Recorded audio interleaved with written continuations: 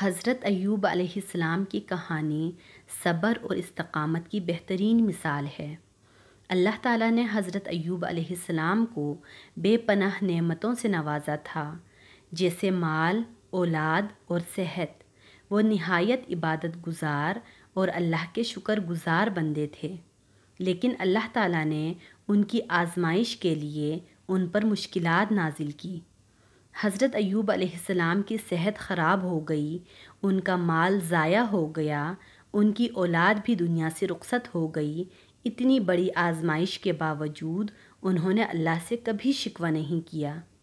حضرت ایوب علیہ السلام نے صبر کا دامن نہیں چھوڑا اور اللہ کی رحمت پر یقین رکھتے ہوئے دعا کی، جس کا ذکر قرآن مجید میں موجود ہے۔ اور ایوب کو یاد کرو جب انہوں نے اپنے رب کو پکارا کہ مجھے تکلیف پہنچی ہے اور تو سب رحم کرنے والوں سے زیادہ رحم کرنے والا ہے۔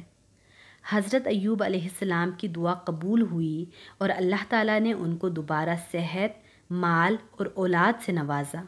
یہ کہانی ہمیں سکھاتی ہے کہ مشکلات میں صبر اور استقامت سے کام لینا چاہیے اور اللہ کی رحمت پر یقین رکھنا چاہیے۔ ہماری زندگی میں بہت سی مشکلات آتی ہیں جن میں صبر اور استقامت کی ضرورت ہوتی ہے۔ ہمیں یاد رکھنا چاہیے کہ ہر آزمائش اللہ کی طرف سے ہوتی ہے اور وہی ہمیں ان آزمائشوں سے نکالنے والا ہے۔ صبر اور اللہ کی رحمت پر یقین رکھ کر ہم اپنی مشکلات کو آسانی سے عبور کر سکتے ہیں۔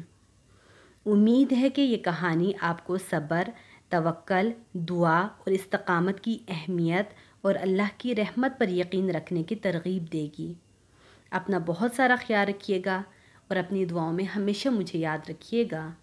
اللہ حافظ۔